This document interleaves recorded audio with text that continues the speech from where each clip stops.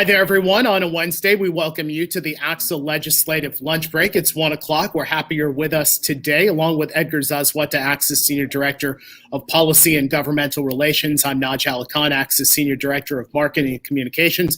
Welcome. We welcome your questions and your comments on our chat. Say hello to us. Let us know where you're watching from today, what's happening in your school district. Edgar, how are you today? Good, Naj. It's good to be back. I know we did this twice last week. Didn't really know we were going to do it twice, but just thinking about it, I just had to start off by giving a big thank you to those folks that come back every week, or those new folks who have just tuned in.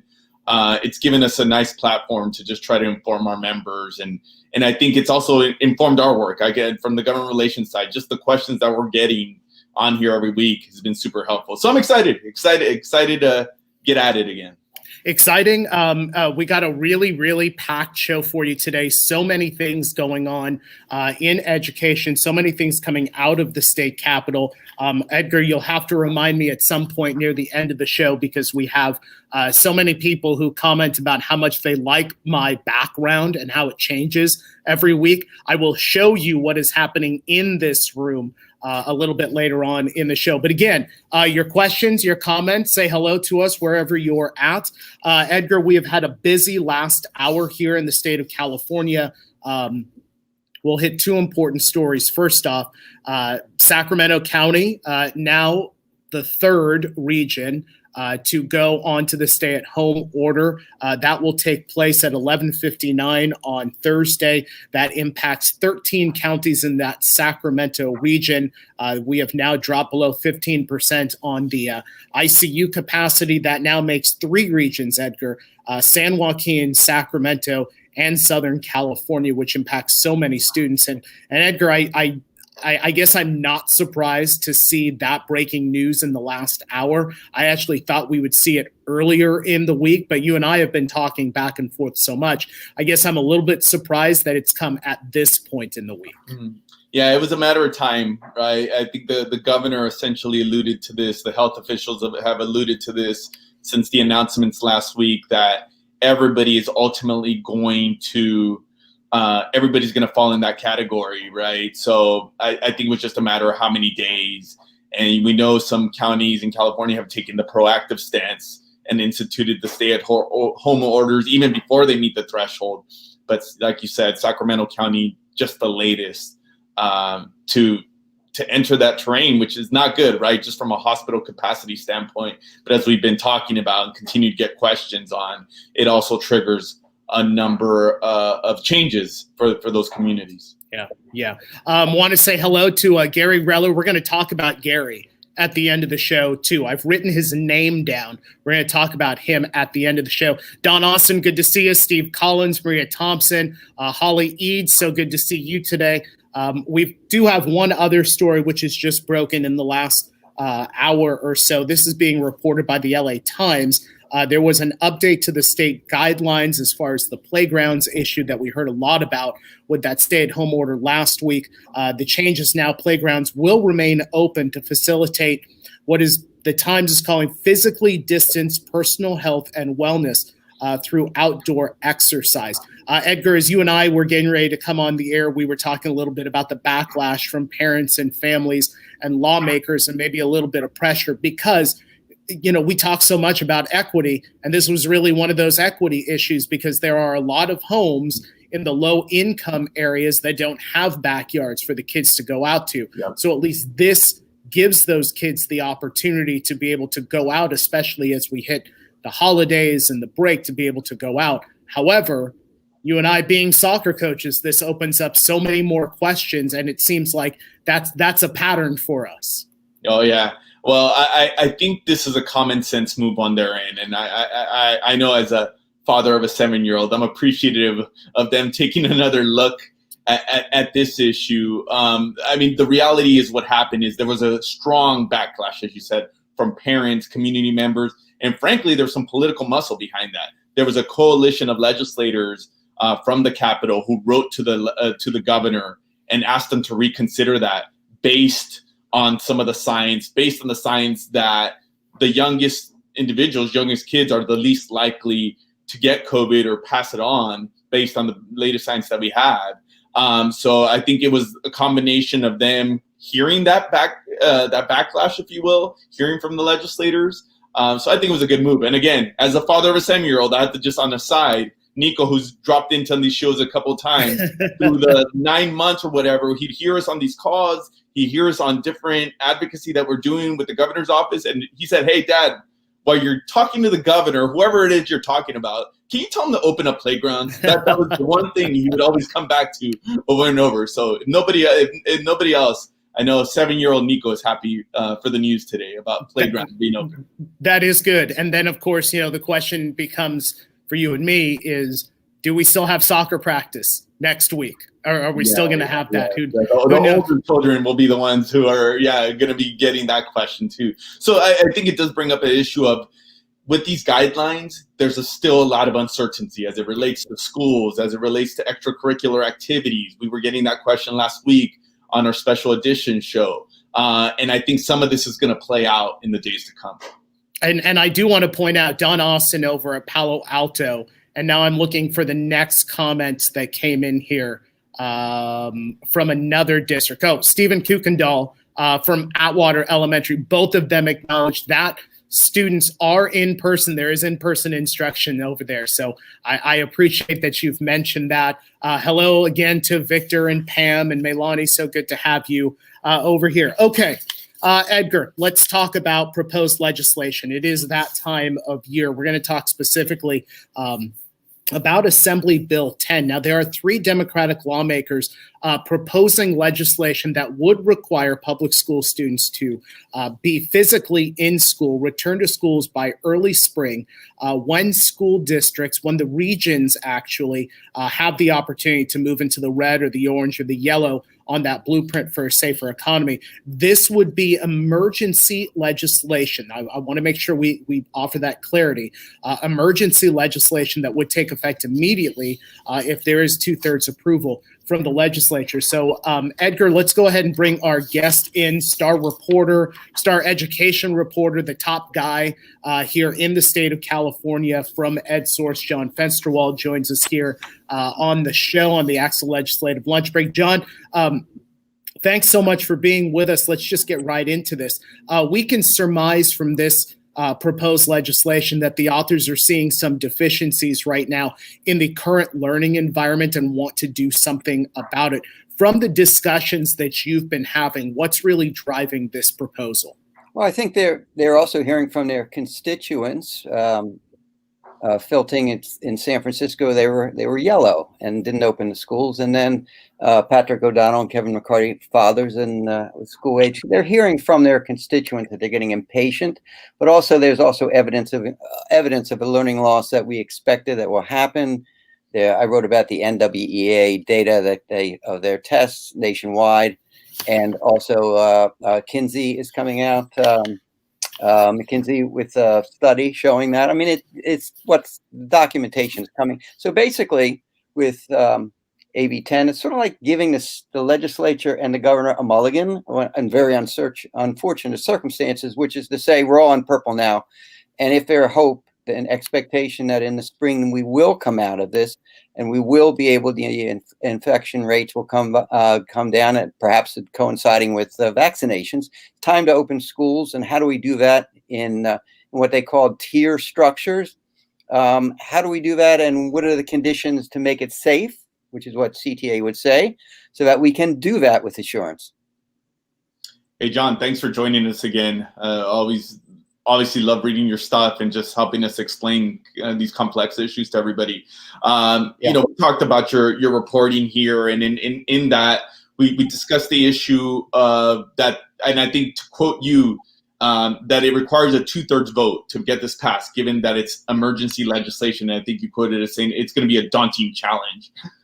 What are some of those obstacles as you see it, and what are some of the different ways you see some of this playing out based on your reporting? Yeah, I think anytime you need 2/3, unless you have labor behind you, CTA behind you, it makes it doubly hard.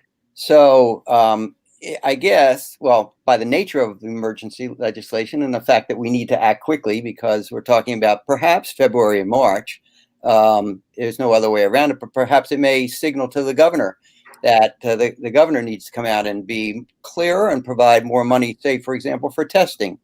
The governor said, look, I gave you $5.4 billion, but I don't think anyone anticipated massive testing that may be needed for schools, more than surveillance testing once every 2 months. And so this should not be a school function. It's a public health function. How do you pay for it? And how do you able to implement this without burdening the schools? And also data is another thing. The state needs to collect data so that school districts that are contemplating opening can look around and say, why, what's the experience in Marin County? What's going on in San Diego County? And why? Where there are outbreaks, why did that happen? And what can we learn? For example, can we bring back lower grades, K2 and K6, in stages? And if that's the case, CTA, will you back off in those districts that say nobody goes back until we all go back? Well, if it scientifically shows that it's safe to, well, relatively safe, the risk is much lower.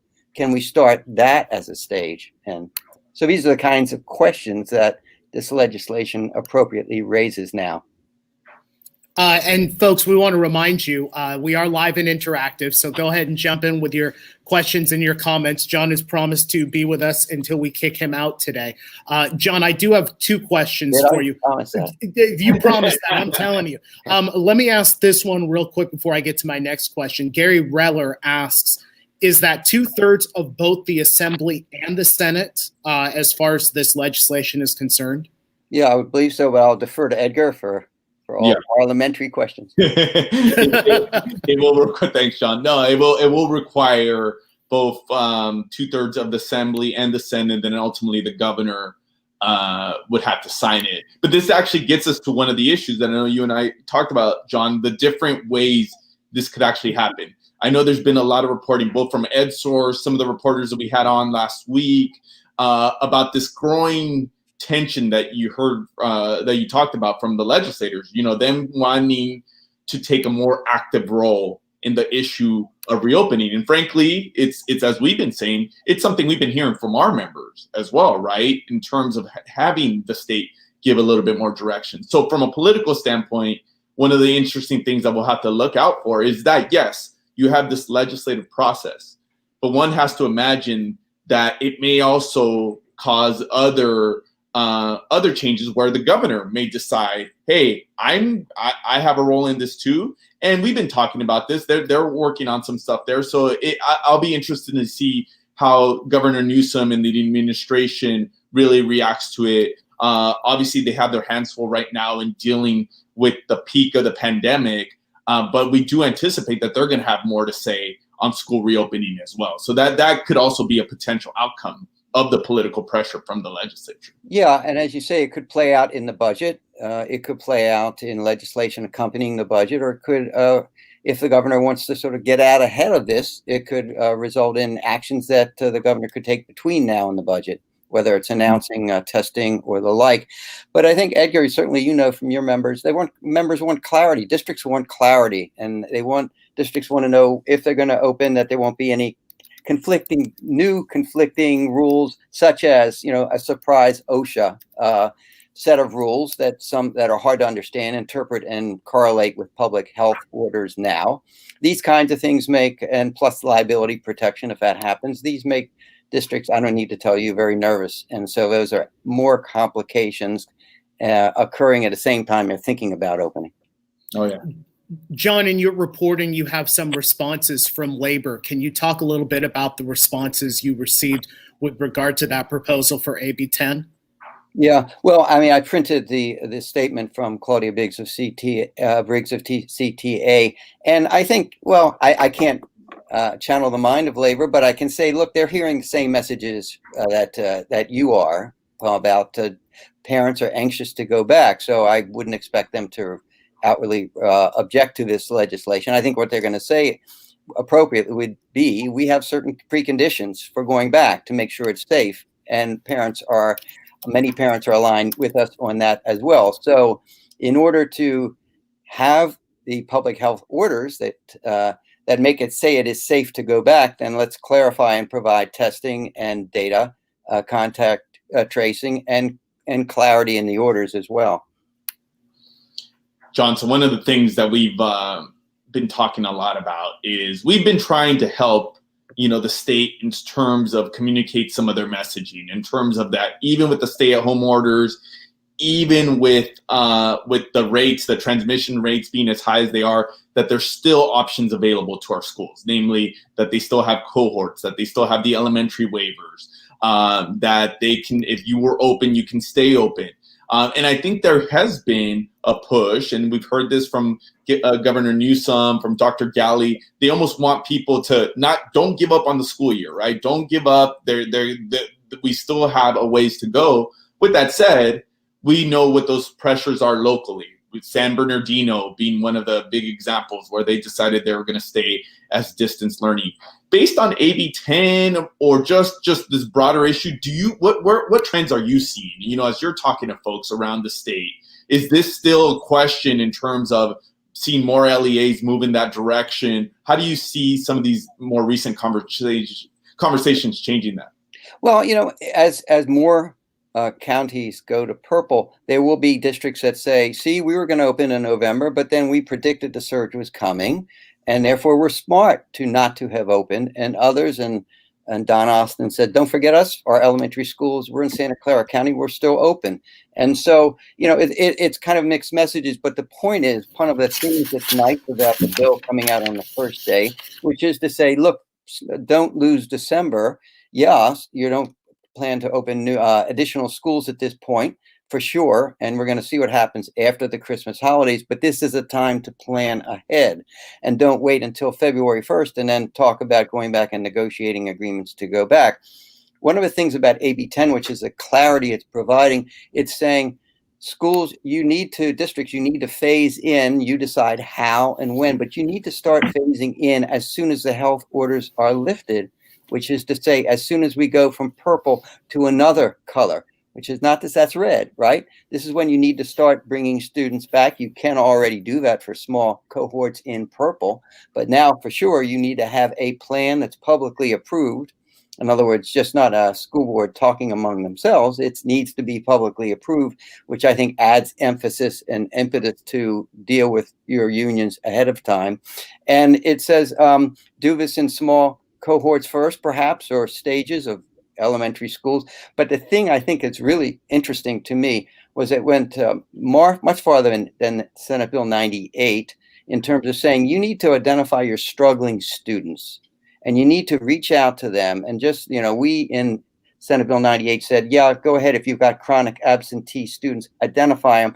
This says, no, not just identify them, and we want you to do that, but to plan for their return to school and think about bringing them back into school with it. It even says 50% of the minutes that we've given you, at least 50% of the time in class instruction.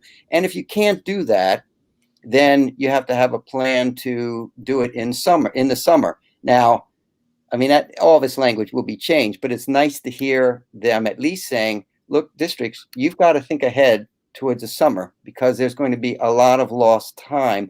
Therefore, state, that's a mandate. We need to fund it if we're going to go in that direction. And that's really important because if you remember way back in the spring, the governor was saying, I'm giving you all this money. Think about opening soon. That was a bad prediction or a bad projection. But think about summer school. Well, he wasn't talking about summer school in 2021. He was talking about 2020, but we've missed a lot of opportunities with tutoring and bringing kids back during the fall and winter in many districts. And now this says you need to take that seriously starting spring. Yeah, you gave one thing you said is a good reminder for our members. And when we're talking about legislation and things introduced on the first day of the session, a lot of this is going to look a lot different by the time all is said and done, right? This is really the beginning of the conversation, and some of this will evolve. But like I said, I think it's a conversation that probably is a productive one for the legislature to be having in terms of what is their role in reopening. I agree. Hey, John, before we let you go, you have this great podcast that we've had the opportunity to listen to, and we want to make sure you have the opportunity to promote it and let our members and our viewers know where they can catch up with it. Yeah, I appreciate the opportunity. We've been doing, Louis Friedberg and I co-host. We've been doing this for, nearly 2 years now. And it's weekly. And we go up We're shooting for Thursday night, but it's been Friday. Traditionally, we're trying to move that back. This week it'll be Friday, and we get we discuss all areas of public education from preschool through higher ed, because that's what we do at EdSource. And I think you'll find it interesting. We try and confine it to about 20 minutes, and we have we get folks on the show every week, and I'd appreciate it if you give it a try. It's a good one. John Fensterwald from EdSource, legendary reporter. John Fensterwald from EdSource. John, thanks so much. Those are usually retirement words, so I'm not sure that. Thank you for having me on. Thanks, John. Edgar, as we get ready to move to our next topic, we do want to talk about this story, and this one I think is going to be good for you to talk about. LA Times reporting earlier this week that LA Unified, which is the second largest school district in the country, tomorrow they will have a hard shutdown on all in-person tutoring and special services amongst this coronavirus surge. Impacts 4,000 students that are K-12 right now, but also outdoor conditioning for athletes. What Austin Buettner, the superintendent, put out on Monday. COVID in the community, extraordinarily high number of cases in LA, 3 times what they're experiencing in San Francisco, 2 times what they're experiencing in New York. He's also quoted as saying 2 things. He feels like teachers and school staff should receive priority vaccinations first, and that the best place to vaccinate students and their families is at school. Okay, so as a former LA Unified star, what are the conversations that you've been having? What are you hearing out of LA Unified as we head towards this hard shutdown tomorrow? Yeah, I think the news out of LA almost it hits on one of the issues that we were like a broken record last week, as we were talking on both Wednesday and Thursday, that despite the state guidelines are just the minimum. That both we kept pointing to local county health, right? That local county health can make a decision, even though the state's saying you can still stay open, you could have your cohorts, you could have waivers. In this case, LA Unified was using the cohort guidance to bring in targeted students in for tutoring or special targeted services. It's still the authority of your local entities to change the state guidelines. And in this case, it wasn't county public health, it was the district itself, right? LA Unified decided that given the dramatic rise in cases, they felt it was best to just put a hard stop on it. Obviously, this gets a lot of attention anytime LA Unified, San Diego Unified does anything, because as we've seen, especially this year, it has this tendency to have a domino effect. So far, we haven't seen that. But I know in talking to the LA folks, I mean, they want to push to get people back into the classroom as much as anyone, right? I think they're trying to balance, obviously, student safety with what is a really bad health situation. And given the size and scope of that district, they're erring on the side of caution right now. Hey, Edgar, before we go to our guest, we do have a question, and folks, please keep sending in your questions. We do have another guest, but we are going to get to as many of these as possible. Edgar, this came from longtime viewer Lisa Salas Brown. It's a long one, but I just want to hit you up on it real quick. Data was an inquiry that we had about schools opening. With that, above chronic absenteeism data, which is also nuanced because of how attendance is different everywhere, can the CDE allow for SEL assessments to be available at no cost to districts? Are you hearing anything about this?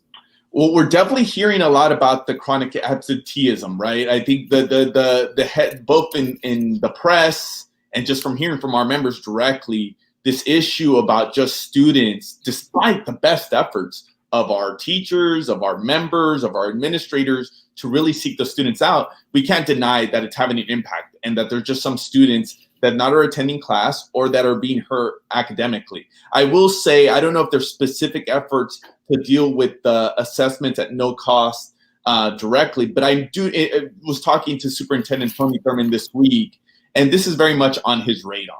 And they are trying to think about ways, what are some ways that we could try to mitigate this? So I think this is an issue that us at ACSA can also elevate and try to think outside the box. What are ways that we can address The issue, we know we're going to struggle as long as we stay in distance learning. There's going to be a lot of this, but what are some ways to kind of close that gap? All right, well, let's go ahead and bring in our next guest, Laura Preston, ACSA Legislative Advocate. She is a longtime member of the ACSA GR team. She's here to talk to us about two particular issues. We're going to talk Cal OSHA. Laura, welcome back to the show. But the other thing that we're going to start off talking about first is vaccinations. You might have heard the two comments that I have from Austin Buettner, the superintendent from LA Unified. He says, quote, teachers and school staff should receive priority vaccinations, and then also the best place to vaccinate students and their families is at school. Laura, what's the latest? What are you hearing on the vaccination front? Well, there's a couple questions that are out there. One about employees and the other about students. So one about employees is where are teachers and administrators and our classified employees on the list of priority to even receive the vaccine?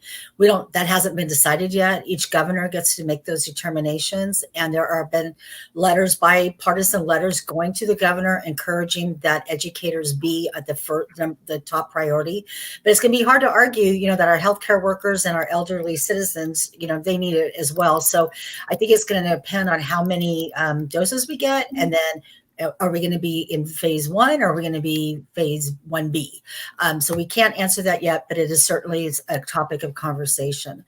Regarding vaccinations, you as an employer, the law is pretty clear that you can require an employee to have a vaccination as a condition of employment. And there's certain parameters and statutes, and pretty much a pandemic is one of those things. It's about the health and safety of others. So clearly, we feel pretty confident in that we can require employees to get their vaccines. Now, having said that, you're going to have some of your employees are going to have religious objections, and some of them are going to have health problems. So you obviously are not going to force those people to have vaccinations. But for your regular employees that don't have any of those issues, you are able to require it. And you're also able to require that they provide a note from their doctor saying that they have a medical condition that prevents them from getting a vaccine.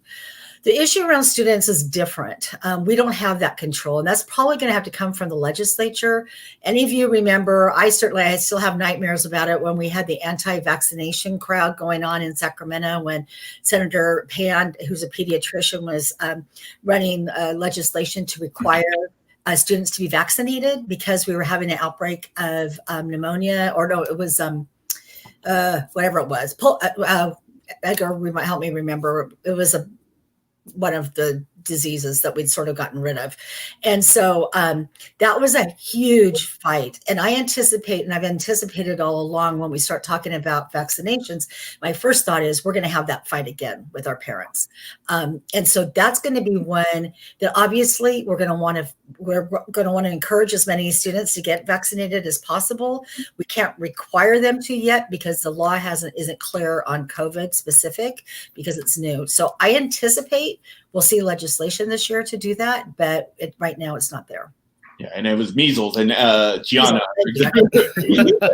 I tell you every other bad thing. It's our crack research team in the back. That's what it is.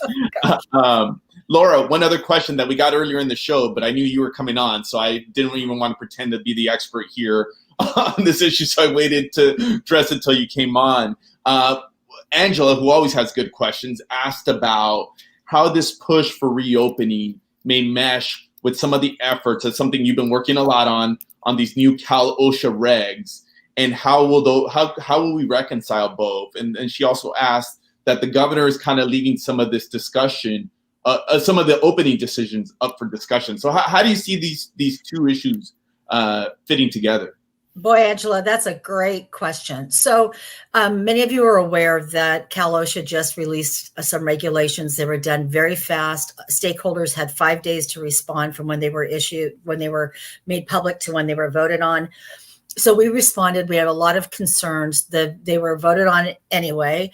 And so technically they're law.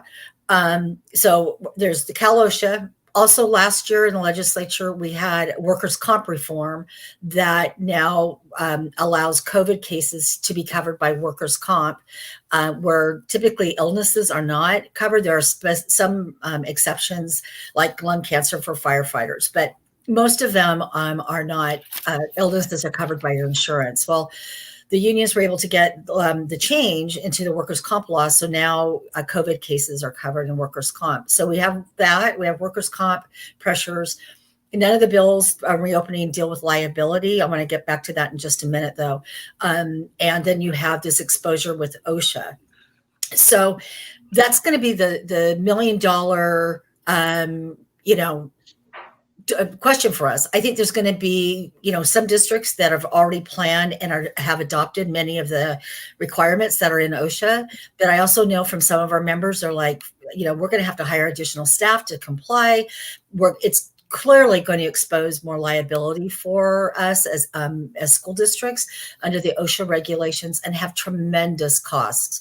So those are all conversations we're currently engaging in. Next week, there's a meeting with Department of Industrial Relations with a bunch of stakeholders, and we are, going to raise many of our questions that we have then. There's, even though it's in place right now at OSHA, the Department of Industrial Relations has said they're going to be slow on enforcement because it's a big change. So we're hoping, fingers crossed, that's going to give us time. There's going to be an advisory committee in January where we get another bite at the apple to make reforms. And then the regs will be formally adopted by the full OSHA board, I think in February or March. But in the meantime, what is out there is the law of the land. And you also have your CDPH guidelines. And many of those guidelines are embedded in the Cal OSHA regulations, although in the guidelines, they're just that, guidelines. And now in Cal OSHA, they are requirements. And then the OSHA regs go even further. So this is why we keep Laura around, just because this makes my head hurt. I can only imagine for our members. There's no end of teasing I get about the kinds of issues I work on. And we're big on facts here, Naj. Actually, whooping cough. There's another one. This is Edgar and Laura. This is what I love about our viewers. That Laura, you trying to just for that moment, trying to remember which particular thing it was, started a debate on our chat as to everybody was starting to come in and start no, wait a minute, it was measles. No, wait a minute, it was whooping cough. And we do have a question, and it's actually two of our viewers that have asked a very similar question. Corey Brown asks, and then Holly Eads also asked the question, is there any discussion of the state requiring the vaccine, or will they expect districts to make that decision? We've talked so much for years about local control. Are we going to have some type of mandate, or is this going to be a local decision? That conversation has been coming up a lot. Is it going to be mandated? Edgar, Naj, I don't know. I mean, I don't have a crystal ball on this one. The politics around it, just with our experience of having students vaccinated, it is such a hot button topic that I know that there's talk about whether Biden is going to require everybody to get vaccinated or not. We don't know yet. So I guess the short answer is we don't know, but it certainly is a topic that all of us are going to be interested in seeing what happens. I even heard of, there was a senator, I think it was yesterday or the day before in Washington, D.C. that was proposing to give $1,500 to everybody who agrees to get a vaccine. So a financial incentive. So on the vaccine issue, Laura, I think you're right. I mean, right now, if I had to guess, that the conversations aren't moving in the direction of mandated vaccines. At least that's where this conversation is starting. I will use the opportunity to just let folks know that, so there's a federal group making recommendations on the sequencing of who gets vaccines first. And Laura was talking a little bit about that. Now, based on that information, the state has created their own advisory committee where they're now talking about who will take priority. And they are having some public meetings. We're actually very fortunate to be represented on that group by Ron Williams, our ACSA president, who's actually a member of that group. And folks can tune into those. I think the meetings are actually happening. I believe there's a meeting this afternoon at 3 o'clock, if I'm not mistaken. If we dig that out, we could put it on there. But that's the type of conversations they're having. about the sequencing and to what extent whether some may be mandated or not. But we're just lucky to have an ACSA member be represented in those conversations.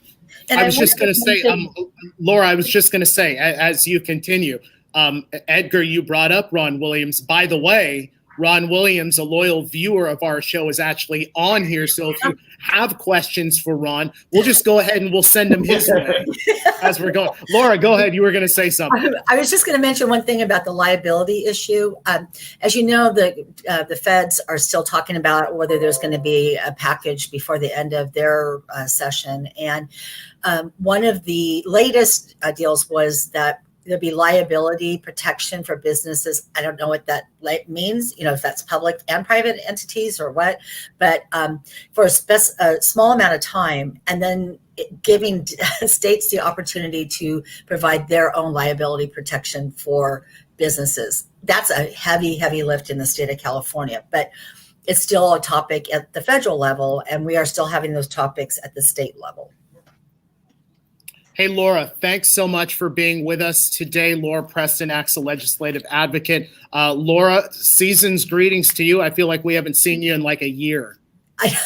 I was told the other day, and I told this person I was going to steal it from him, so any of you can steal it from me, is that he goes, 2020 has been the longest decade I've ever lived. I like that. Exactly right. Exactly right. Laura, thank you so much for being with us today. Thank you. Edgar, I will, so much today. I will tell you, because he's a loyal viewer of ours. Gary Reller is the principal over at Matthew Gage Middle School in Riverside Unified.